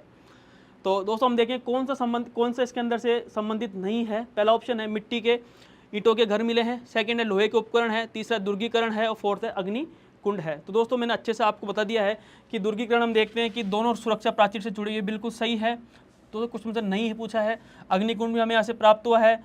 हम देखते हैं मिट्टी के ईंटों के घर भी हमें यहाँ से प्राप्त हुए हैं। जबकि दोस्तों हम देखते हैं लोहे के उपकरण, क्योंकि दोस्तों हम देखते हैं कालीबंगा से लोहे के उपकरण हमें यहाँ से प्राप्त नहीं हुए हैं। तो दोस्तों इसका आंसर क्या हो जाएगा, लोहे के उपकरण इसका आंसर हो जाएगा। नेक्स्ट देखते हैं दोस्तों, वापस रिपीट हुआ है, फर्स्ट ग्रेड के अंदर आया हुआ था, निम्न में से कौन सा पुरावशेष कालीबंगा से संबंधित नहीं है। कौन सा हम देखते हैं पुरावेश है वो हम देखते हैं कालीबंगा से संबंधित नहीं है। तो दोस्तों पहला ऑप्शन है हम देखते हैं मिट्टी के दुर्गीकरण, सेकंड है हम देखते हैं शैल चित्र, थर्ड है दोस्तों हम देखते हैं अग्निवेदिका और दोस्तों फोर्थ है हम देखते हैं मृदभांड संस्कृति। दोस्तों हम देख कौन सा संबंधित नहीं है ये पूछा हुआ है। तो दोस्तों हम देखेंगे कि दुर्गीकरण अच्छे से हमें प्राप्त हुआ है, अग्निवेदिका हमें मिलती है और मृदभांड संस्कृति भी हमें यहाँ से देखने को मिलती है। जबकि हम देखें शैल चित्र हमें यहाँ से प्राप्त नहीं हुआ। तो इसका आंसर दोस्तों क्या है, शैल चित्र इसका आंसर हो जाएगा। तो दोस्तों जो जिसने भी सह सहित व्याख्या देखी है और मैंने बिल्कुल थ्योरी के माध्यम से आपको ये अच्छे से करवाया, और अगर आपने ये वीडियो भी देख लोगे और साथ में ऑब्जेक्टिव क्वेश्चंस भी कर लोगे, मैं मानता हूँ कि आपका कालीबंगा से क्वेश्चन गलत नहीं होगा। दोस्तों मैंने आपको बिल्कुल अच्छे से डिटेल से भी आपको ये अच्छे से करवाया है। पहला ऑप्शन दोस्तों हम देखते हैं कालीबंगा से ऊँट की हड्डियों के साक्ष्य हमें प्राप्त हुए हैं, ये बिल्कुल सही है। सेकंड, कालीबंगा से प्रथम अंकित किए गए भूकंप के अवशेष भी हमें यहाँ से प्राप्त हुए हैं, ये भी बिल्कुल सही है। तीसरा दोस्तों हम देखते हैं कालीबंगा की खोज एक इटालवी इंडोलॉजिस्ट लुइगी पियो टेस्टिटोरी ने की थी। दोस्तों ये भी बिल्कुल आपके देखोगे बिल्कुल सही है। दोस्तों मैंने लिखा ही नहीं था, लेकिन मुझे ये दोस्तों सबसे इंपॉर्टेंट ये आपको याद करना है कि खोज एक इटालवी इंडोलॉजिस्ट लुई पियो ने टेस्टिटोरी ने की थी। दोस्तों फोर्थ है कि हम देखते हैं कि हड़प्पा जो प्राग हड़प्पा है, इस प्राग हड़प्पा से हम देखते हैं कि दोस्तों अग्निवेदिका के साक्ष्य हमें मिलते हैं। दोस्तों ये गलत है बिल्कुल, प्राग हड़प्पा से ये अग्निवेदिका के साक्ष्य नहीं मिलते, जबकि ये विकसित हड़प्पा से मिलते हैं। किसमें मिलते हैं, विकसित हड़प्पा से हमें प्राप्त होते हैं। किससे होते हैं, विकसित हड़प्पा से हमें अग्निवेदिका, टोटल हम देखें 7 अग्निवेदिका प्राप्त होते हैं। तो किससे, विकसित हड़प्पा से हमें प्राप्त, तो इसका आंसर क्या हो जाएगा, विकसित, फोर्थ इसका आंसर हो जाएगा। दोस्तों ये आप नोट कर लेना कि एक इटालवी हम देखते हैं कि इंडोलॉजिस्ट थे लुई पियो टेस्टिटोरी, इन्होंने हम देखते हैं कि कालीबंगा की खोज इन्होंने सर्वप्रथम शुरू में दोस्तों हम देखते हैं की थी, लेकिन बाद में बंद की गई, अंग्रेज लोग थे, फिर बाद में बंद कर दी गई। फिर दोस्तों प्रॉपर रूप से 1951 से, बाद में 1952 से अमलानंद घोष साहब ने सबसे पहले यहाँ पे खोज यहाँ पे की थी। ठीक है, तो इसका आंसर दोस्तों क्या हो जाएगा, फोर्थ इसका आंसर हो जाएगा। जबकि हम देखते हैं कि जो प्राक हड़प्पा के नहीं थी दोस्तों अग्निवेदिका, जबकि हम देखते विकसित हड़प्पा के अंदर अग्निवेदिका में प्राप्त हुई है। टोटल 7 अग्निवेदिका में यहाँ से प्राप्त हुई है। अगला क्वेश्चन की मैं बात करूंगा, कालीबंगा से प्राप्त हम देखते हैं चबूतरे निर्मित है। वो क्वेश्चन दे रखा है कि जो कालीबंगा से प्राप्त है वो चबूतरे किसके बने थे। कॉलेज व्याख्याता इतिहास के अंदर हमें आया हुआ क्वेश्चन है। और दोस्तों ऑप्शन है लकड़ी से, सेकंड है मिट्टी की ईंटों से, तीसरा है पत्थर से, और दोस्तों हम देखते हैं फोर्थ है हम देखते हैं लकड़ी की और धातु से। दोस्तों हम देखेंगे इसका आंसर क्या हो जाएगा, मिट्टी की ईंटों से हम देखते हैं चबूतरे हमें यहाँ से प्राप्त हुए। किससे, मिट्टी की ईंटों से। मिट्टी की ईंटों से हम देखते हैं कि जो है चबूतरे हमें यहाँ से प्राप्त हुए हैं। कॉलेज जो व्याख्या था 2016 के अंदर ये क्वेश्चन आया था। नेक्स्ट देखते हैं, दोहरी रक्षा प्राचीर के साक्ष्य राजस्थान में किस सभ्यता से हमें प्राप्त हुए हैं। पहला ऑप्शन दोस्तों हम देखेंगे बालाथल, सेकंड है ओजियाना, तीसरा कालीबंगा, फोर्थ है गणेश्वर। तो दोस्तों इजी सा क्वेश्चन है, आप देखोगे तो इसका आंसर ऑप्शन इजी सा है कि सुरक्षा प्राचीर आ रहा है, और इसके अंदर दोस्तों आंसर क्या हो जाएगा, हम देखते हैं कालीबंगा इसका आंसर हो जाएगा। दोस्तों लास्ट क्वेश्चन है कालीबंगा सभ्यता का, और आपने देखा होगा कि पूरे मैंने सहसित व्याख्या के माध्यम से अच्छे से करवाया। अगर आप इस थ्योरी को भी पढ़ लोगे अच्छे से और क्वेश्चन सोल्व कर लोगे, कालीबंगा से एक भी क्वेश्चन आपका गलत नहीं होगा। ठीक है दोस्तों, अधिक से अधिक लोगों तक आप इसको फॉरवर्ड करें, और जो फर्स्ट पेपर की, जो फर्स्ट ग्रेड की फर्स्ट पेपर की तैयारी कर रहे हैं उसको अधिक से अधिक इस चैनल के माध्यम से आप जोड़ें। दोस्तों पहला क्वेश्चन है, लास्ट क्वेश्चन है, अब देखोगे किस सभ्यता में अच्छी विकसित प्राचीर युक्त किलेबंदी के अवशेष प्राप्त हुए हैं। तो ऑप्शन है पीलीबंगा, सेकंड है गणेश्वर, थर्ड है कालीबंगा, और दोस्तों हम देखेंगे फोर्थ ऑप्शन है बालाथल। क्या है, बालाथल। तो इसका आंसर दोस्तों आप देखोगे कनिष्ठ सीटी के अंदर आया था ये, और कनिष्ठ वैज्ञानिक सहायक के अंदर भी आया था। तो इसका दोस्तों आंसर हो जाएगा इसका हम देखते हैं कालीबंगा इसका आंसर हो जाएगा। दोस्तों ये थे टोटल, आप देखोगे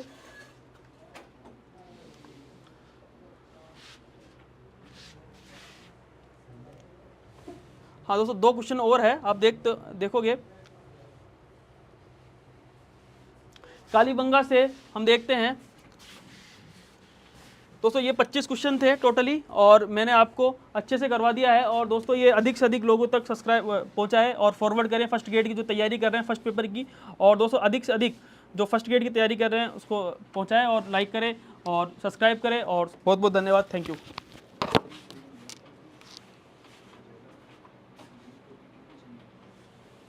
हाँ दोस्तों, हम देखते हैं कि बैराट सभ्यता किस नदी के किनारे स्थित है, क्योंकि हम देखते हैं बाणगंगा नदी के किनारे स्थित है। स्थान था दोस्तों विराटनगर, जो कि हम देखते हैं जयपुर के अंदर पड़ता है। उत्खनन कार्य दोस्तों हम देखते हैं कि 1936-37 के अंदर दयाराम साहनी ने करवाया था। फिर दोस्तों 62-63 के आसपास नील रतन बनर्जी और हम देखते हैं कैलाश नाथ दीक्षित साहब ने इसका वापस से हम देखते हैं उत्खनन कार्य करवाया था। फिर दोस्तों हम देखते हैं यहाँ से 2 अवशेष प्राप्त हुए, एक तो महाभारत कालीन अवशेष मिलते हैं और एक मौर्य काल के संबंधित हम देखते हैं अवशेष मिलते हैं, जो कि अभिलेख हमें प्राप्त हुए हैं। दोस्तों जो महाभारत कालीन जो अवशेष प्राप्त हुए, हमें देखते हैं कि यहाँ से पांडवों ने क्या किया था, यहाँ पे अज्ञातवास किया था। फिर दोस्तों अपन देखते हैं कि यहाँ से हम देखते हैं 4 डूंगरी है। एक तो फेमस है महादेव जी की डूंगरी, बीजक डूंगरी, भीम डूंगरी और गणेश डूंगरी हमें यहाँ से प्राप्त हुई है। दोस्तों बीजक डूंगरी यहाँ से फेमस डूंगरी मानी जाती है। फिर दोस्तों हम देखते हैं कि महाजनपद काल के समय हम देखते हैं कि मत्स्य महाजनपद था। टोटल 16 महाजनपद थे। इस 16 महाजनपद में सबसे दोस्तों एक था मत्स्य नगर, क्योंकि हम देखते हैं इसकी राजधानी कौन सी थी, विराटनगर इसकी राजधानी थी। क्या थी राजधानी, क्या थी, विराटनगर। राजधानी कौन सी दोस्तों, हम देखते हैं विराटनगर इसकी राजधानी थी। फिर दोस्तों हम देखते हैं कि मौर्यकालीन जो अवशेष प्राप्त हुए, हम देखते हैं 1837 के अंदर कैप्टन भट्ट साहब ने अशोक के अभिलेख की खोज करी वहाँ पे। फिर हम देखते हैं कि बीजक डूंगरी थी। इस बीजक डूंगरी से हमें एक अभिलेख मिलता है, एक तो भाबरू शिलालेख मिलता है, एक भीम डूंगरी से भी हमें शिलालेख मिलता है। दोस्तों ध्यान रखना, भाबरू शिलालेख वापस कलकत्ता चला गया था, वहाँ पे कलकत्ता म्यूजियम के अंदर ये चला गया था, ठीक है ना, कलकत्ता के अंदर। फिर दोस्तों हम देखते हैं जो भाबरू शिलालेख के अंदर हमें जिक्र मिलता है, सबसे इंपॉर्टेंट चीज़ यहाँ पे जो अशोक है, उस अशोक को सम्राट अशोक को हम देखते हैं कि मगध का राजा बताया गया है। दोस्तों दूसरी चीज़ ये है कि यहाँ से बुद्ध, संगम और धम्म तीनों इसके अंदर हम देखते हैं, इसका जिक्र भी हमें यहाँ से मिलता है। बुद्ध के पास जाओ बुद्धम शरणम गच्छामि, ठीक है ना। संघ के पास जाओ, धम्म यानी दोस्तों होता है कि नैतिक आचार संहिता, यानी दोस्तों जब सम्राट अशोक का जब हृदय परिवर्तन हो गया था, तो उसके बाद हम देखते हैं कि सम्राट अशोक ने धम्म की नीति को लागू यहाँ पे किया था, और फिर इस एक प्रकार से ये एक नैतिक आचार संहिता थी। तो शैल चित्र की खोज यहाँ से हुई थी, ठीक है ना। हम देखते हैं कि शंख लिपि मिली है। दोस्तों सबसे बड़ी बात यह है कि जब उस समय जो जयपुर महाराजा थे वो थे दोस्तों राम सिंह सेकंड साहब, वहाँ के उस समय राजा थे, उन्होंने यहाँ उत्खनन करवाया। हम देखते हैं यहाँ से इनको स्वर्ण मंजूषा यहाँ से प्राप्त होती है। और दोस्तों नारायण उस स्वर्ण मंजूषा के अंदर हम देखते हैं बौद्ध धर्म के अवशेष हमें यहाँ से प्राप्त हुए थे। इसके अलावा दोस्तों अपन देखते हैं यहाँ से 36 मुद्राएं मिली है। इस 36 मुद्रा में से हम देखते हैं 8 तो पंचमार्क मिली है, जबकि हम देखते हैं जो 28 मुद्राएं टोटल दोस्तों 28 मुद्राएं, कितनी 28 मुद्रा दोस्तों हम देखते हैं इंडो ग्रीक मुद्राएं हमें यहाँ से प्राप्त हुई है। फिर दोस्तों हम देखते हैं यूनान से संबंधित हमें देखते हैं कि 16 मुद्राएं प्राप्त हुई है, जिसमें हम देखते हैं यूनानी राजा मिनांडर समय की ये थी। दोस्तों हम देखते हैं गोल बौद्ध मंदिर भी यहाँ रहा होगा, ठीक मंदिर था। हम देखते हैं कि यहाँ से स्लेटी रंग के मर्दबान भी मिले हैं। तो सबसे बड़ी बात यह है कि हेनसांग ने यहाँ पे विराट की यात्रा की थी 634 के आसपास। कब की थी, 634 ईस्वी के आसपास यहाँ पे यात्रा की थी। और फिर हम देखते हैं दोस्तों ये बैराट को पीलो या तेलो की संज्ञा यहाँ पे देता है। दोस्तों ये था हमने देखा कि पूरा बैराट सभ्यता के बारे में बेसिक तो यही था। अब दोस्तों थ्योरी के माध्यम से अपन पढ़ते हैं और एक एक क्वेश्चन को अपन अच्छे से चल के करते हैं और बिल्कुल डिटेल से अपन समझते हैं। दोस्तों पहला क्वेश्चन की अगर मैं बात करूंगा, पहला क्वेश्चन है बैराट प्राचीन काल में राजधानी थी। दोस्तों ये दूसरा क्वेश्चन है, पहला ऑप्शन है मत्स्य राज्य की, चेदी राज्य की, चोल राज्य की, अर्जुनयन राज्य की। दोस्तों ध्यान रखना, जो हम देखते हैं कि जब भारतीय इतिहास के अंदर एंशियंट हिस्ट्री के अंदर हम देखते हैं कि 16 महाजनपद थे। 16 महाजनपद में से एक राजस्थान से एक महाजनपद था, उसका नाम था दोस्तों मत्स्य, और मत्स्य की दोस्तों राजधानी थी विराटनगर। तो दोस्तों आंसर क्या हो जाएगा, बैराट मत्स्य राजधानी की थी। नेक्स्ट देखते हैं, अगला है दोस्तों अपन देखेंगे बैराट से संबंधित नहीं है। दोस्तों कौन सी पहाड़ी जो बैराट संबंधित नहीं है, पहली है भीम जी की पहाड़ी, सेकंड है बीजक पहाड़ी, तीसरी है महादेव जी की डूंगरी, दोस्तों फोर्थ है राव जी की पहाड़ी। तो दोस्तों कौन सा ऑप्शन है इसमें से कौन सा सही नहीं है, आपको मैंने अच्छे से बताया था कि 4 डूंगरी हमें वहाँ से फेमस है। तो दोस्तों इसमें से एक राव जी की डूंगरी है, वो इसके अंदर नहीं है। तो दोस्तों इसका आंसर क्या हो जाएगा, हम देखते हैं कि राव जी की पहाड़ी इसका आंसर हो जाएगा। नेक्स्ट देखते हैं, दयाराम साहनी, नील रतन बनर्जी एवं कैलाश नाथ दीक्षित की किस सभ्यता के उत्खनन में मुख्य भूमिका इसके अंदर रही। दोस्तों JEN डिप्लोमा में आया था और इसके अंदर दोस्तों जो भी एग्जाम है, ठीक है, तो पहला ऑप्शन है आहड़, सेकंड है बैराट, तीसरा है गिलुंड और दोस्तों फोर्थ है बागोर। तो दोस्तों हम देखेंगे इजिसा है, तो दोस्तों इसका आंसर हो जाएगा बैराट, इसका आंसर हो जाएगा। हम देखते हैं कि तीनों दयाराम साहनी साहब ने, नील रतन बनर्जी ने, कैलाश नाथ दीक्षित साहब ने, हम देखते हैं कि यहाँ पे जो बैराट सभ्यता उसकी खोज यहाँ पे उत्खनन कार्य यहाँ पे करवाया था। नेक्स्ट देखते हैं, बीजक की पहाड़ी के मौर्यकालीन स्तूप चैत्य एक खंड है जिसका निर्माण बारी से लकड़ी के 26 स्तंभों तथा ईंट के चूने पत्थर से प्लास्टर किए गए पैनल से हुआ था। ये दोस्तों कहाँ स्थित है? जी साहब, बीजक की पहाड़ी दोस्तों हम देखते हैं कि बीजक की पहाड़ी हम देखते हैं कि विराटनगर के अंदर थी। 4 पहाड़ियाँ थी, इसमें हम देखते हैं ऑप्शन है बेराट, सेकंड है उजियाना, तीसरा तिलवाड़ा, चौथा है सोथी। तो दोस्तों इसका आंसर हो जाएगा बेराट, इसका आंसर हो जाएगा। नेक्स्ट देखते हैं, निम्न में से कौन मत्स्य की राजधानी थी जिसका उल्लेख महाभारत में एक राज्य के रूप में किया गया है जो अलवर भरतपुर के हिस्सों के अंदर फैला हुआ था?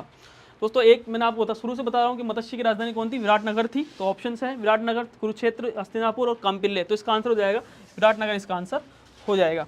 नेक्स्ट देखते हैं, भीम डूंगरी, गणेश डूंगरी राजस्थानी किस सभ्यता से संबंधित है? दोस्तों अच्छे से बता रखा है, 4 डूंगरियाँ हैं, ठीक है ना। तो ऑप्शन से देख सकते हो आप आराम से, गणेश्वर, बैराट, आहड़, कालीबंगा। तो इसका आंसर दोस्तों हो जाएगा बैराट, इसका आंसर हो जाएगा।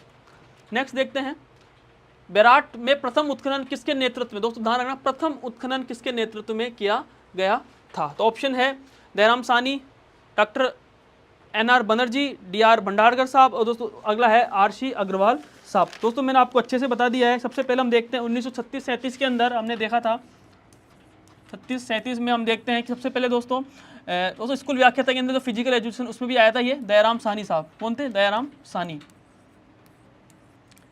दयाराम साहनी। फिर दोस्तों उसके बाद हम देखते हैं कि कैलाश नाथ, नीलरतन बनर्जी, नीलरतन बनर्जी और कैलाशनाथ दीक्षित, कैलाशनाथ दीक्षित, कैलाशनाथ दीक्षित। तो दोस्तों इसका आंसर क्या हो जाएगा? हम देखते हैं कि सबसे पहले दोस्तों दयाराम साहनी इसका आंसर हो जाएगा।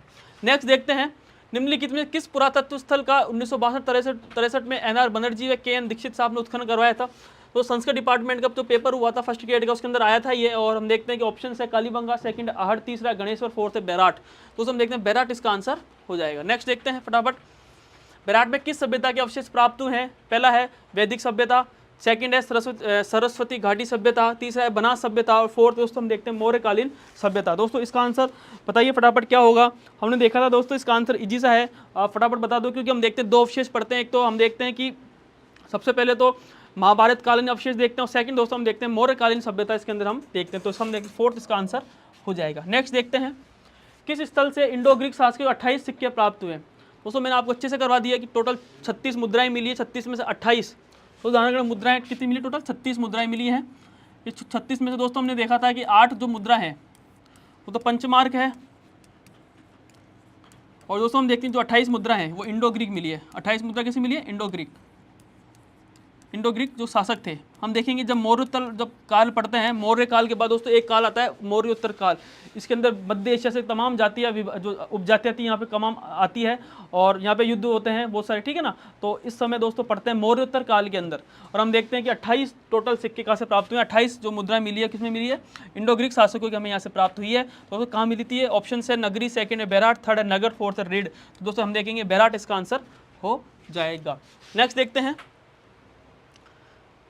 निम्न में से किस स्थल से यूनानी शासक मिनांडर के 16 सिक्के प्राप्त हमें? दोस्तों अच्छे से बता रखा है मैंने कि कहाँ से 16 सिक्के हमें जो है मिनांडर, यूनानी शासक थे मिनांडर, उसके सिक्के प्राप्त हुए। ऑप्शन है बैराट, सेकंड है नगरी, तीसरा है रेड, फोर्थ है नगर। तो दोस्तों इसका आंसर इजी सा आंसर है, तो पहला ऑप्शन इसका आंसर सही हो जाएगा, बैराट इसका आंसर हो जाएगा। नेक्स्ट देखते हैं, निम्नलिखित में से किस उत्खनन से सल से चांदी की मुद्रा जो पंचमार्क प्राप्त हुई है? दोस्तों मैंने अच्छे से करा दिया कि 8 जो मुद्रा हैं, ठीक है ना, 8 जो पंचमार्क मुद्राएं प्राप्त हुई कहाँ से मिली है? चांदी की मुद्रा थी दोस्तों, कहाँ से मिली है? फर्स्ट ग्रेड के अंदर स्कूल व्याख्याता के अंदर आया था ये फर्स्ट पेपर के अंदर, जो ये 17 तारीख 10/2022 को हुआ था। ऑप्शन है कालीबंगा, सेकंड आहड़, तीसरा गणेश और फोर्थ है बैराट। तो दोस्तों ऑप्शन से सही है, इसके बैराट इसका आंसर हो जाएगा। नेक्स्ट देखते हैं, सही कथनों को चुनिए। दोस्तों ये वन रक्षक के अंदर आया, सही कथन चुनना है। विराटनगर जिसे पहले बैराट के नाम से जाना जाता था, जो जोधपुर का एक हिस्सा है। पहला ऑप्शन, बैराट मौर्य साम्राज्य का हिस्सा था। तो दोस्तों हम देखते हैं कि इसके अंदर दोस्तों जोधपुर के अंदर नहीं होगा, जबकि कहा था जयपुर के अंदर था। और जो कि हम देखते हैं दोस्तों दूसरा ऑप्शन है कि मौर्य साम्राज्य का हिस्सा था, बिल्कुल सही है दोस्तों, सेकंड बिल्कुल ये सही है। नेक्स्ट देखेंगे, किस प्राचीन सभ्यता में सम्राट अशोक के 2 शिलालेख हमें प्राप्त हुए? दोस्तों हम देखिए कि 2 शिलालेख हमें प्राप्त होता है। पहला शिलालेख हम देखते हैं बीजक की डूंगरी के अंदर, तो सेकंड हमें मिलता है वो भीम की डूंगरी के अंदर में प्राप्त होता है। तो दोस्तों हम देखेंगे कि ऑप्शन जो है पहला है गणेश्वर, सेकंड है कालीबंगा, थर्ड है बैराट, फोर्थ है बनास। तो दोस्तों इजी सा आंसर है इसका, बैराट इसका आंसर हो जाएगा। बैराट के पास दोस्तों हम देखते हैं कि भीम जी की डूंगरी के तल पर 2 शिलालेख, बेराट शिलालेख और लघु शिलालेख की खोज की गई थी। दोस्तों पशुधन सहायक में आया था, ऑप्शन है चालुक्य, सेकंड है मुगल, थर्ड है अशोक, फोर्थ है राठौड़। दोस्तों इसका आंसर हो जाएगा अशोक, इसका आंसर हो जाएगा। नेक्स्ट देखेंगे, सन 1837 में बीजक की डूंगरी में स्थित अशोक के शिलालेख को किसने खोजा था? सबसे पहले दोस्तों हम देखते हैं कि ऑप्शन से आपको अच्छे से बताया था कि 1837 ने कैप्टन बट साहब ने, हम देखते हैं कि अशोक के अभिलेख को खोजा था बेराट में बीजक की डूंगरी पर। पहला ऑप्शन है कैप्टन बट, सेकंड है कर्नल जम्पस्टॉट, तीसरा है कैप्टन हॉकिस, तो फोर्थ है आरसी अग्रवाल साहब। दोस्तों इसका आंसर हम देखते हैं कि इसका आंसर हो जाएगा कैप्टन बट साहब। 1837 में कैप्टन बट साहब ने, हम देखते हैं कि बीजक की पहाड़ी पर इन्होंने खोज की थी। नेक्स्ट देखते हैं, महाभारत काल के अवशेष कहाँ मिले थे? दोस्तों इजी सा है, महाभारत काल के अवशेष मिले हमें दो प्रकार। हम देखते हैं कि पांडवों ने यहाँ पे क्या किया था, अज्ञातवास किया था। ऑप्शन है नलियासर, सेकंड है रन्ना, तीसरा अलवर के निकट बेराट, भरतपुर निकट के नोहा में, फोर्थ है माउंट आबू। दोस्तों इसका आंसर हो जाएगा 30, इसका आंसर हो जाएगा भरतपुर के निकट नोमे में हमें यहाँ से प्राप्त हुए। नेक्स्ट देखते हैं, बेराट स्थित पहाड़ी जहाँ बौद्ध विहार के अवशेष मिले उसे जाना जाता है। दोस्तों ध्यान रखना, कौन सा जो पहाड़ी है उस पर जाना बौद्ध विहार अवशेष हमें मिले हैं। पहला है बुद्धा पहाड़ी, सेकंड है अशोक पहाड़ी, ठीक है दोस्तों। तीसरा हम देखेंगे कि बीजक पहाड़ी, फोर्थ है दोस्तों हम देखेंगे विराट पहाड़ी। तो इसका आंसर दोस्तों हो जाएगा बीजक पहाड़ी, इसका आंसर हो जाएगा। फोर्थ दोस्तों हम देखेंगे बीजक पहाड़ी पर ही सारा कंप्लीटली मिल रहा है। उत्तर गुप्तकालीन शंख लिपि में लेख, शंख लिपि दोस्तों आगे में लेख मिले हैं। ऑप्शन है ओजियाना, सेकंड गेट दोस्तों जीके में आया था ये शंख लिपि, आपको मैंने अच्छे से बताया कि शंख लिपि कहाँ से प्राप्त हुई है, बेराट से। ओजियाना, सेकंड गुलुंड, तीसरा बेराट, फोर्थ है आहड़। तो दोस्तों जिसका इसका आंसर हो जाएगा बेराट, इसका आंसर हो जाएगा।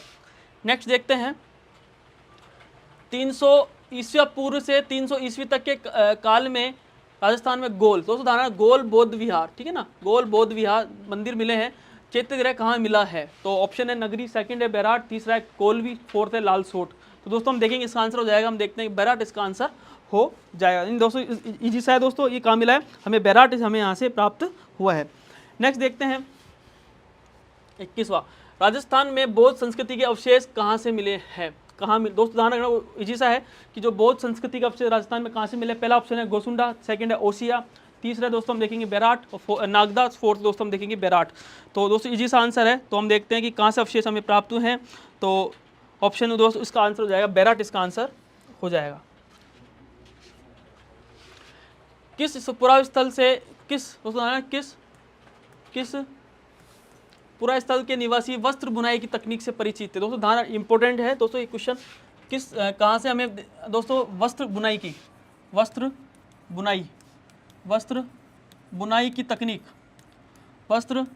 तकनीक हमें कहाँ से प्राप्त हुई? दोस्तों इंपॉर्टेंट है ये, और ऑप्शंस है बालाथल, गणेश्वर, बेराट और कालीबंगा। तो दोस्तों हम देखेंगे इसका आंसर हो जाएगा बेराट, इसका आंसर हो जाएगा। क्या हो जाएगा दोस्तों? बेराट, इसका आंसर हो जाएगा। नेक्स्ट देखेंगे, राजस्थान में बौद्ध संस्कृति का अवशेष कहाँ से? दोस्तों इजी सा है, गोसुंडा, सेकंड है ओसिया, तीसरा नागदा, फोर्थ है बेराट। तो ऑप्शन हो जाएगा इसका बेराट, इसका आंसर हो जाएगा। महाभारत के अनुसार किस महाजनपद में पांडवों ने अज्ञातवास समय जीवन व्यापन किया था? दोस्तों ऑप्शन है कुरु, सेकंड कौशल, तीसरा मल्ल, दोस्तों फोर्थ है मत्स्य। तो इजी सा है, तो मत्स्य इसका आंसर हो जाएगा। नेक्स्ट देखेंगे दोस्तों, लास्ट क्वेश्चन है इस अपने बेराट सभ्यता से, और बेराट सभ्यता से अपन ने पूरा डिटेल समझा है सभ्यता को अच्छे से। तो क्वेश्चन है, किस पुरा स्थल पर चित्रित शिलाश्रय हमें प्राप्त हुए हैं? पहला ऑप्शन है बेराट, सेकंड है कालीबंगा, थर्ड है आहड़, फोर्थ है बनावली। दोस्तों संस्कृत डिपार्टमेंट का जो सेकंड गेट का पेपर हुआ था 19 के अंदर उसकी आया था। तो दोस्तों हम देखते हैं शिलाश्रय जो हमें चित्रित शिलाश्रय मिले हैं, चित्रित शिलाश्रय वो कहाँ से मिले दोस्तों? हम देखते हैं कि बेराट से हमें ये प्राप्त हुए हैं। दोस्तों ये थे टोटल, हमने देखा कि 25 क्वेश्चन थे। इस 25 क्वेश्चन जो भी कर लेगा दोस्तों, आपको मैंने अच्छे से बेसिक से सहित व्याख्या, साथ में ऑब्जेक्टिव क्वेश्चन सारे आपको मैंने बेराट सभ्यता से सारे क्वेश्चन आपको कराने की कोशिश की है। दोस्तों अधिक से अधिक जो फर्स्ट ग्रेड की, जो फर्स्ट पेपर की जो तैयारी कर रहे हैं स्कूल व्याख्याता की, दोस्तों उसको अधिक से अधिक फॉरवर्ड करें, और दोस्तों चैनल को लाइक करें, दोस्तों सब्सक्राइब करें। दोस्तों मैंने चारों सभ्यताएं मैंने आपको करवा दी डिटेल से। अब दोस्तों नए सिरे से अपन देखेंगे कि अब मैं धीरे धीरे दोस्तों कल्चर में जो 4 सभ्यता मैंने कंप्लीट करवा दी है, अब दोस्तों मैं राजस्थान कला व संस्कृति से दोस्तों मैं अब मैं क्वेश्चंस लेके आऊँगा और थ्योरी भी कराऊंगा। अब सबसे पहले मैं कला संस्कृति के सारे टॉपिक्स जो है वो सारे कल्चर संबंधित सारे क्वेश्चंस जो है कराऊंगा, साथ में इसके थ्योरी भी कराऊंगा, साथ सहित व्याख्या भी कराऊंगा। दोस्तों चैनल को लाइक करते, सब्सक्राइब करें। बहुत बहुत धन्यवाद, थैंक यू, ओके।